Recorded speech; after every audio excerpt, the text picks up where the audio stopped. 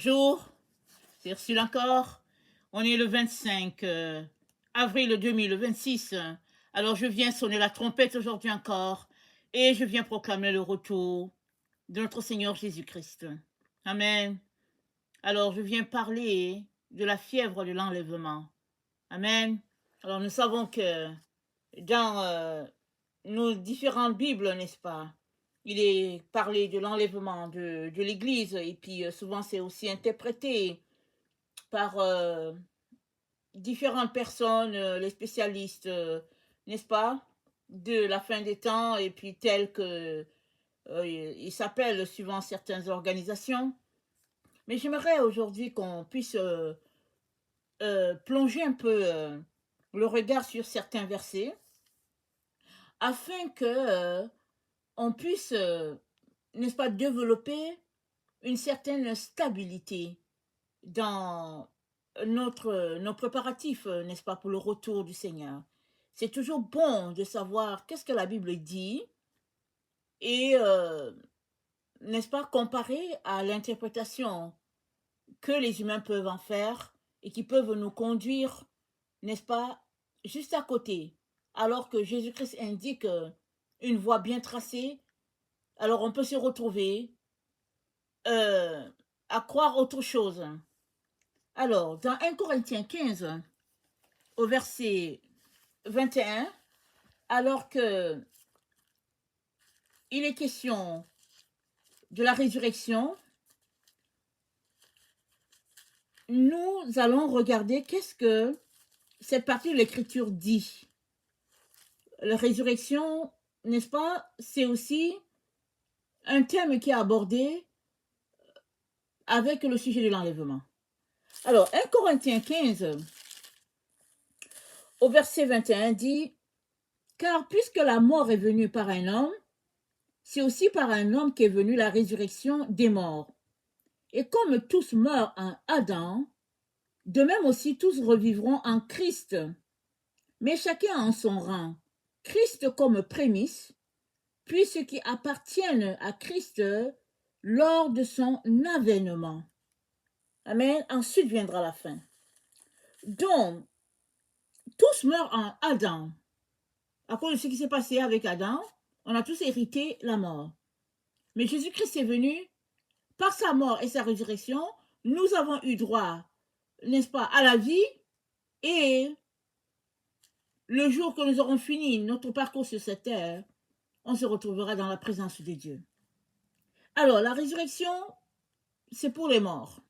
C'est-à-dire, si tu as quand ça ne va pas et puis que tu es sans vie, le miracle, c'est la résurrection. Si Dieu prolonge tes jours, sinon, c'est dit que ceux-là qui meurent en Christ vont ressusciter.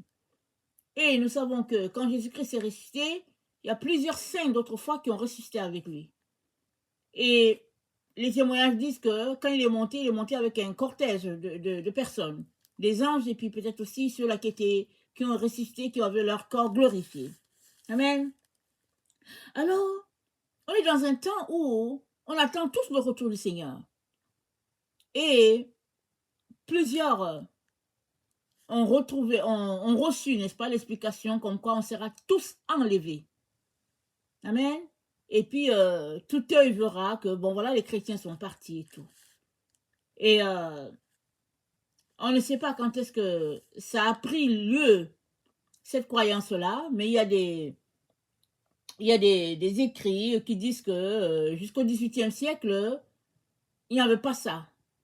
C'est venu à partir peut-être du 19e siècle, l'enlèvement. Mais sinon, avant cela, les saints d'autrefois savaient que Christ reviendrait établir son règne sur la terre. Alors, si c'est ça, pourquoi parler de l'enlèvement? Si Christ revient établir son règne sur la terre, où est-ce que les chrétiens s'en vont quand ils disent qu'ils sont enlevés? Pourquoi ils s'en vont? Parce que Christ revient les trouver. C'est dans le plan de Dieu de venir trouver, n'est-ce pas, ses enfants sur la terre afin que la sanctification puisse continuer sur cette terre et que cette terre soit à l'image de notre Dieu. Alors, dans le plan de Dieu, c'est dit que Christ revient. Alors, c'est expliqué que ceux qui interprètent disent qu'il revient nous chercher pour être avec lui. Alors, si on regarde ce texte que nous avons pris dans 1 Corinthiens 15, c'est dit, car puisque la mort est venue par un homme, dont la mort est venue par Adam, au verset 22, c'est dit, comme tous meurent en Adam, de même tous revivront en Christ. Amen. On vit en Christ. Mais chacun en son rang. Christ comme prémisse. Alors, Christ a été ressuscité en premier. Amen. Et après, c'est chacun en son rang. Les disciples pensaient que quand Jésus-Christ partait, il partirait avec eux. Ils ont cru ça. Mais ils sont allés à cette montagne-là et ils ont vu Jésus-Christ leur dire bye bye et comment il est monté dans les nuées et il y a eu la séparation. Et on sait qu'ils sont tous morts de façon vraiment atroce à cause de leur foi. Mais c'est dit quoi? C'est dit que mais chacun ressuscite en son rang. Ils ne sont pas tous morts le même jour. Quand ils sont morts, amen, ils se sont retrouvés dans la gloire de Dieu comme le brigand à la croix. Le brigand à la croix qui a dit, Seigneur, pardonne-moi, ne m'oublie pas, le Seigneur a dit, aujourd'hui même, tu seras au paradis. Donc, les disciples, ceux-là qui ont marché avec Jésus, que Jésus-Christ a formés, n'est-ce pas, pour continuer sa mission, ils sont tous morts, chacun en son rang, en son temps, et ils sont retrouvés dans la gloire, dans la présence de Dieu. Et c'est là-bas qu'ils se sont réveillés, dans cette gloire-là. Maintenant,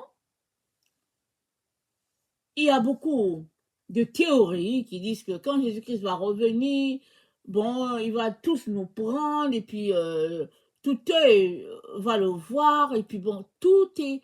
Les gens en parlent et en parlent et en parlent. Amen. Si tu es né dans un milieu chrétien, tu vas te retrouver à parler de cela. J'en ai parlé. Jusqu'à ce que, par la grâce de Dieu, le Seigneur m'a aidé, n'est-ce pas, à décortiquer les Écritures petit à petit, pour comprendre que c'est Christ qui revient. Et c'est chacun en son rang. Ce n'est pas un groupe qui s'en va, n'est-ce pas, en direction du ciel. Ce n'est pas dit quelque part. On a beau vouloir justifier cela, on a beau vouloir expliquer que c'est ça, mais ce n'est écrit nulle part. Que les chrétiens, tout le monde, ensemble seront enlevés en direction du ciel. C'est pas dit. Si c'est dit, cherche le passage. Parce qu'il ne faut pas parler juste pour parler. Et puis c'est dit aussi que ceux-là qui expliquent cette théorie-là, excusez-moi, ils disent que tout œil verra cela. Allons-y, regardez dans Acte 1, quand Jésus-Christ s'est séparé de ses amis, les anges sont venus leur dire, Acte 1, le verset 10, et comme ils avaient les regards fixés vers le ciel pendant qu'ils s'en allaient, voici deux hommes vêtus de blanc leur apparurent et dirent, hommes galiléens, pourquoi vous arrêtez-vous à regarder au ciel?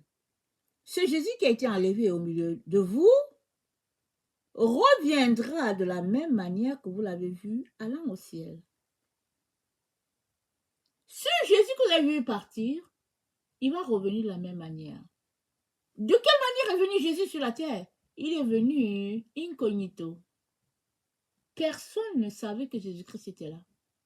L'ange est venu, il a parlé à Marie. Marie a reçu le message. Elle allait voir sa cousine Élisabeth. Élisabeth a été avertie par le Saint-Esprit. Et c'était là entre eux. Et Joseph a été averti que sa fiancée, au fait, ne l'a pas trompé, mais que l'enfant qu'elle porte vient du Saint-Esprit. Et quand Jésus-Christ est né, le jour où il est né, les anges ont consulté les bergers sont venus adorer l'enfant, les mages ont vu le signe du ciel très loin, ils sont venus, ne connaissant pas la ville, ils sont allés directement chez le roi pour savoir, mais où est le fils qui vient, le roi qui vient de naître et tout.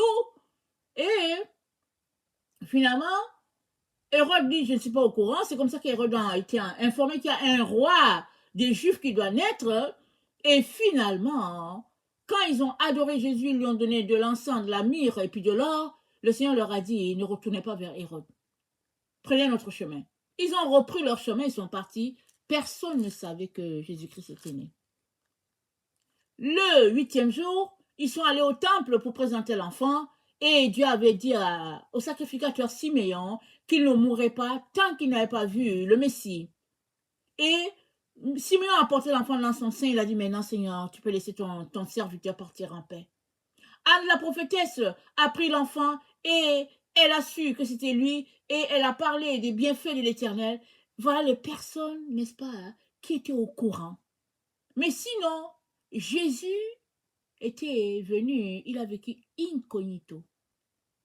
Et quand Hérode a été mis au courant que l'enfant était né, il disait, moi je veux aussi l'adorer, mais il avait pour plan de tuer l'enfant. Finalement, quand il s'est rendu compte que les mages ne sont pas revenus vers lui, il s'est mis dans une colère et il a tué plein d'enfants dans la ville. Entre-temps, dès que les mages sont partis, Dieu a dit à Joseph, prends l'enfant, allez fuir en Égypte, allez-y là-bas, jusqu'à ce que Hérode meure. Donc, ils sont partis. Alors, les enfants étaient tués. C'était le deuil dans Bethléem, les environs, Jérusalem. En tout cas, les enfants, beaucoup d'enfants ont péri à cause de la venue du Seigneur Jésus.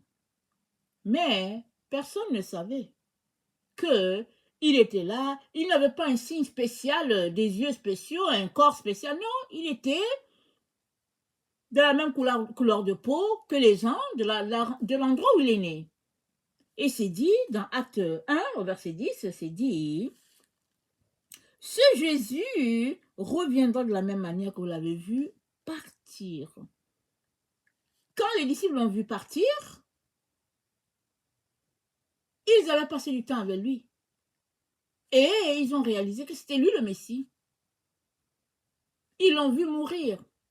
Mais avant cela, avant que Jésus-Christ ne les appelle pour être ses apôtres et tout, personne ne savait. Ils étaient juste dans l'ignorance. Ils savaient que les Écritures disaient que le Messie viendrait. Et puis les gens se demandaient si Jean-Baptiste n'était pas ce Messie-là. Et Jean-Baptiste a dit, c'est pas moi. Donc, les gens savaient qu'il y avait une prophétie autour du Sauveur qui viendrait, n'est-ce pas, le libérateur d'Israël viendrait, mais ils ne savaient pas c'était qui, c'était par où.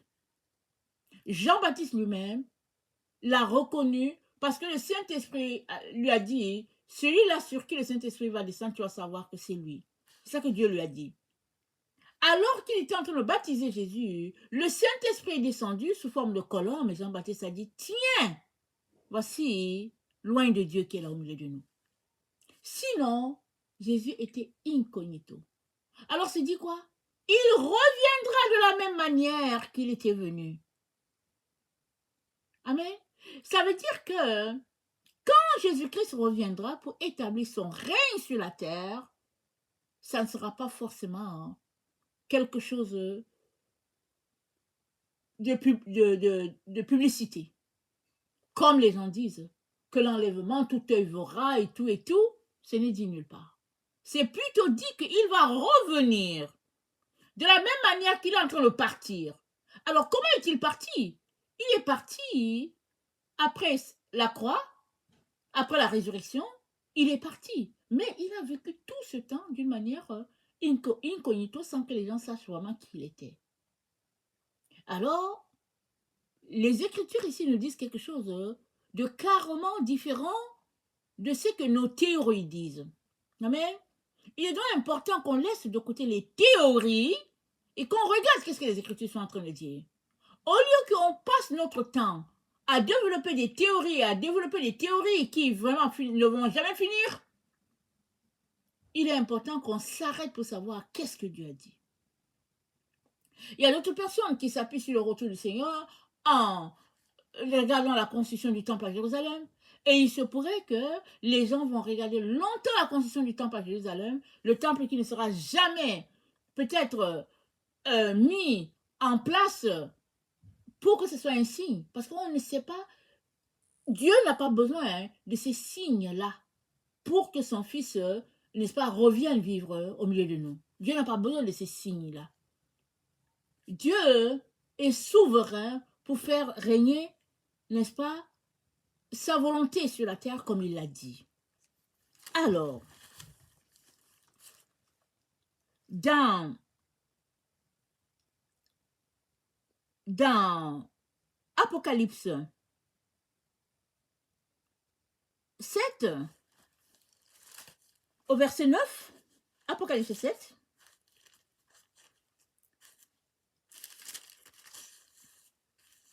au verset 9, c'est dit, « Après cela, je regardais, et voici, il y avait une grande foule que personne ne pouvait compter, de toute nation, de toute tribu, de tout peuple, et de toute langue. Ils se tenaient devant le trône et devant l'agneau, revêtus de robes blanches et de palmes dans leurs mains, et ils criaient d'une voix forte, en disant, « Le salut à notre Dieu qui est assis sur le trône et à l'agneau. » Et tous les anges se tenaient autour du trône et des vieillards, et les 4 êtres vivants, et ils se prosternèrent sur leur face devant le trône, et ils adorèrent Dieu en disant, « Amen, la louange, la gloire, la sagesse, l'action de grâce, l'honneur, la puissance et la force soient à notre Dieu au siècle des siècles. Amen. » Et l'un des vieillards pose la question à Jean pour dire, « Mais ces gens-là, ils viennent d'où? » Amen. Mais ces gens, ils sont où? Ils sont sur la terre. Amen. Ils sont sur la terre. Ces gens-là sont sur la terre. Ils ne sont pas au ciel. Alors, le vieillard demande à Jean, « Mais ils viennent d'où? » Jean dit, « Moi, je ne sais pas. » Et il lui dit, « Ce sont ceux qui viennent de la grande tribulation, qui ont lavé leurs robes et les ont blanchis dans le sang de l'agneau. C'est pour cela qu'ils sont devant le trône de Dieu et le servent jour et nuit dans son temple. Celui qui est assis sur le trône dressera sa tente sur eux. Ils n'auront plus faim, ils n'auront plus soif, et le soleil ne les frappera point, ni aucune chaleur, car l'agneau qui est au milieu du trône les paîtra et les conduira aux sources des eaux de la vie, et Dieu essuiera toute larme de leurs yeux. » Amen. Dieu essuiera toute larme de leurs yeux. Parce que c'est ça le bonheur éternel dans la présence de Dieu. Mais ceux-là qui ont la palme en main et tout, ils sont sur la terre, en train de célébrer ce que le Seigneur a fait pour eux. Et puis, c'est chaque personne qui a donné sa vie à Jésus. Chaque personne est assemblée devant le trône. Pourquoi? Parce que c'est devant le trône que nous adorons. Et le trône de Dieu se trouve en nous. Parce que tu es le temple du Saint-Esprit. Donc le trône de Dieu, il est pleinement dans chaque enfant de Dieu, n'est-ce pas, qui marche sur cette terre. Et Jésus-Christ a racheté une foule et une foule de personnes. Tous ceux-là qui lui ont donné leur vie se retrouvent à être comptés parmi ceux-là. Amen. Alors, dans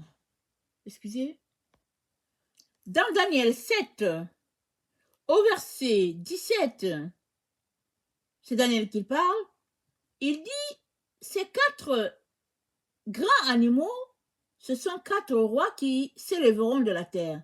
Mais les saints du Très-Haut recevront le royaume. Et ils posséderont le royaume éternellement, d'éternité en éternité. Amen. Les saints vont posséder le royaume. Mais les saints sont où? Mais ils sont sur la terre. Il ne parle pas des saints qui sont au ciel. Il parle de ceux-là qui sont sur la terre. Pourquoi? Parce que dans Daniel 2, c'est dit,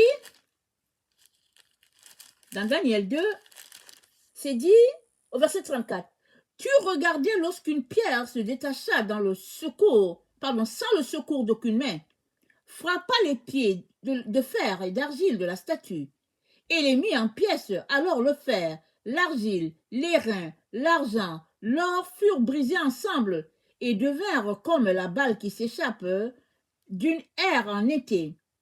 Le vent les emporta, et nulle trace n'en fut retrouvée.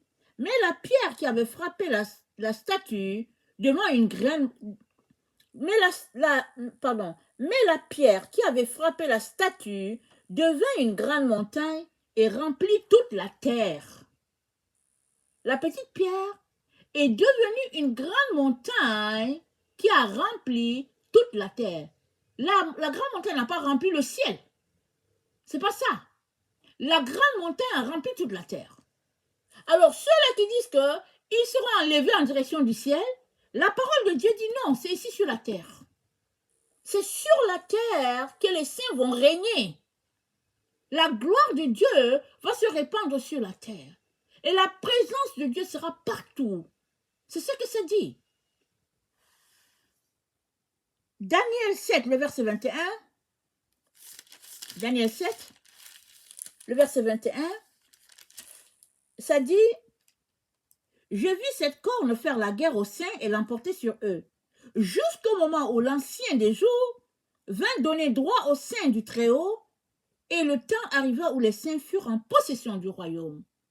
Donc, les saints se retrouvent à passer par des moments difficiles sur la terre, jusqu'au moment où Dieu, n'est-ce pas, leur donne d'avoir la victoire sur leur ennemi. Pourquoi? Parce que c'est Dieu lui-même qui combat dans cette guerre qui se passe entre le bien et le mal, entre la lumière et les ténèbres. Amen. Au verset 27, nous sommes dans Daniel 7 toujours, le verset 27. Ça dit, le règne, la domination et la grandeur de tous les royaumes qui sont sous les cieux seront donnés au peuple des saints du Très-Haut. Son règne est un règne éternel et tous les dominateurs le serviront et lui obéiront. Tous les dominateurs? Ça veut dire quoi? Les dominateurs, ils sont sur la terre. Ceux qui dominent sur les peuples, ceux qui écrasent le peuple, ils sont sur la terre. Ils ne sont pas au ciel. Au ciel, il n'y a que Dieu qui règne en souverain. Amen. Béni soit son nom. Mais sur la terre, il y a des dominateurs qui écrasent les gens. Et c'est dit que tous les dominateurs le serviront et lui obéiront. Ils serviront le royaume de Dieu qui sera sur la terre. Dieu va, n'est-ce pas, amener tous ces gens-là sur la terre. À un moment donné, il va envoyer, n'est-ce pas, sa direction sur la terre. Et ce sera comme ça parce que c'est prophétisé. On ne sait pas quand est-ce que ça va arriver. On ne sait pas. Alors, ce n'est pas parce que de tes yeux, de ce que tu vois, c'est beaucoup de souffrance, beaucoup de misère, que tu dois trouver une échappatoire en disant, ok, l'enlèvement va se passer, on va partir. Mais non, Dieu t'a mis sur la terre pour que tu puisses dominer sur la terre. C'est ça qu'il a fait. Amen. Allons-y dans Apocalypse 5. Apocalypse 5, au verset 7, c'est dit, il vint, attendez, je vais commencer à 6. Et je vis au milieu du trône et des 4 êtres vivants et au milieu des vieillards un agneau qui était là comme immolé. Il avait 7 cornes et 7 yeux qui sont les 7 esprits de Dieu envoyés sur toute la terre. Il vint et il prit le livre de la main droite de celui qui était assis sur le trône. Quand il eut pris le livre, les 4 êtres vivants et les 24 vieillards se prosternèrent devant l'agneau, tenant chacun une harpe et des coupes d'or remplies de parfums qui sont les prières des saints. Et ils chantaient un cantique nouveau en disant, tu es digne de prendre le livre et d'en ouvrir les sceaux, car tu as été immolé et tu as racheté pour Dieu par ton sang des hommes de toute tribu, de toute langue, de tout peuple et de toute nation. Et tu as fait d'eux un royaume et des sacrificateurs pour notre Dieu, et ils régneront sur la terre. Tu as fait d'eux un royaume et des sacrificateurs pour notre Dieu, ils régneront sur la terre. C'est sur la terre que Dieu a prévu que ses enfants puissent régner. Ce n'est pas qu'on n'a pas accès au ciel, mais on est dans le temps où le règne de Dieu est appelé à s'étendre sur toute la terre. Ce n'est pas Dieu qui dit, OK, faites vos bagages, direction ciel. Non. Souvent, les souffrances sont telles qu'on se dit, OK, on va se créer une échappatoire. Et souvent, n'est-ce pas, on rêve, n'est-ce pas, d'un meilleur endroit et puis ça se comprend. Mais il est important que dans tout ce que nous vivons, que nous traversons, il est important qu'on s'assure que c'est vraiment Dieu qui est en train de nous dire que c'est l'enlèvement. Et les Écritures, quand on les met ensemble, nous dit Christ revient. Il revient établir son règne sur la terre. On l'a vu surtout avec Daniel 2, le verset 34 à 35. La petite pierre frappe la grosse montagne. La grosse montagne vole en éclats. Et nous savons que la grosse montagne, c'est Babylone et puis toutes ses structures. La grosse montagne vole en éclats. La petite pierre devient une montagne qui remplit toute la terre. On pourrait dire, oui, ça va prendre des milliers d'années et tout. Dieu est souverain pour faire venir son règne quand il veut, quand il pourra. Quand il aura décidé, pas quand il pourra, quand il aura décidé que ce sera comme ça. Mais toi, ton travail, c'est de marcher dans ce que Dieu a pour toi. Si tu es là en ce moment, en train de m'écouter, c'est que Dieu a fait que tu viennes sur la terre au XXIe siècle. Alors, marche devant Dieu et il te dira qu'est-ce que tu es venu faire sur la terre à cette période-ci. Nous sommes dans le temps où, n'est-ce pas, le règne de Dieu va s'établir sur la terre, mais Dieu va faire son règne avec qui? Il va le faire avec ses enfants. Alors pourquoi est-ce que toi tu penses partir? Tu penses t'en aller alors que Jésus-Christ vient là sur la terre pour établir son règne et il a besoin de toi parce qu'il va l'établir avec toi sur cette terre. Amen.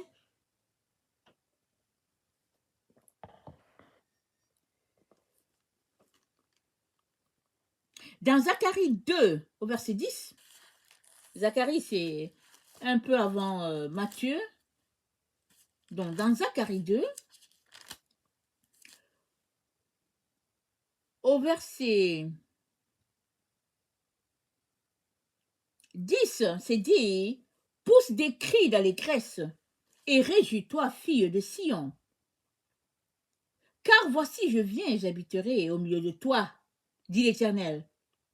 Beaucoup de nations s'attacheront à l'Éternel en ce jour-là et deviendront mon peuple. J'habiterai au milieu de toi et tu sauras que l'Éternel des armées m'a envoyé vers toi. » Amen. L'Éternel possédera Juda comme sa part dans la terre sainte et il choisira encore Jérusalem. Que votre chair fasse silence devant l'Éternel, car il s'est réveillé de sa demeure sainte. Donc, les choses marchent selon le plan de Dieu, et Dieu dit qu'il vient habiter au milieu de ses enfants, et il dit pousse des cris de joie, fille de Sion. Sion, c'est la cité de David. Donc, tous ceux-là, n'est-ce pas, qui ont donné leur vie à Jésus, et qui marchent selon ce que Jésus-Christ attend d'eux, font partie de Sion, la Sion de Dieu. Et Dieu nous dit qu'il arrive, que c'est sur cette terre qu'il va établir son règne.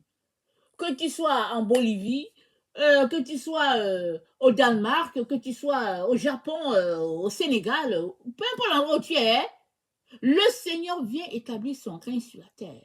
Et la Bible dit, la terre sera remplie de la connaissance de Dieu comme le fond de la mer.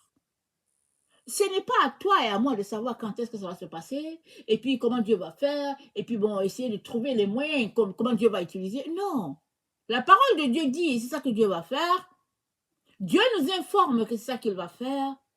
Il nous revient de nous accorder avec ce que notre Dieu est en train de faire et d'attendre devant lui pour qu'il nous dise qu'est-ce qu'il a comme tâche pour nous dans ce plan extraordinaire qui est le sien. C'est le plan de Dieu, c'est pas ton plan, c'est pas le plan, n'est-ce pas, d'un roi sur cette terre, c'est le plan de Dieu. Je viens donc nous encourager à prier afin que Dieu nous apporte clarté dans cette affaire d'enlèvement, Et puis, parce qu'il y a plusieurs personnes, on le dit, l'enlèvement, ça se passe dans tel nombre de jours, et puis ça se passait à tel moment, et puis ça se passait comme ci, et puis ça se passait comme ça. Parce que l'enlèvement, ça fait couler beaucoup d'encre, n'est-ce pas? Parce que on croit d'abord à ça, avant de finir par chercher la vérité, ou bien on grandit dans un milieu où quelqu'un a reçu la compréhension du fait que ce n'est pas expliqué tel que les gens sont en train de l'expliquer, et puis finalement, n'est-ce pas, les gens grandissent avec une certaine clarté de ce que Dieu est en train de dire. Il est donc important, au lieu de, de te laisser distraire et ne pas faire ce que Dieu te demande de faire sur cette terre, prends le temps devant Dieu, mets-toi à bâtir sur cette terre ce que Dieu te demande de faire. Et tu vas pouvoir, n'est-ce pas, réaliser les projets de Dieu parce que Dieu t'a mis sur cette terre pour quelque chose de bien précis. Alors que l'ennemi est en train de te distraire en te disant que bon, prépare-toi et puis tu vas quitter la terre pour aller, je ne sais pas, à quel autre endroit. Dieu te dit, j'arrive, j'habiterai au milieu de toi. Ça, c'est à te demander, si Jésus-Christ vient habiter, moi je m'en vais où? Jésus-Christ, mon bien-aimé, vient habiter sur la terre. Et moi je vais où? Amen. Il est donc important qu'on puisse démêler toutes ces confusions-là, et le Saint-Esprit ne veut que nous éclairer. Pour cela, nous avons besoin de laisser toute la place à Dieu dans tout notre temps, et il va nous enseigner petit à petit et nous révéler ce qu'on doit connaître. Amen. Que le Seigneur bénisse sa parole et que sa joie soit notre force. Amen et alléluia. Amen.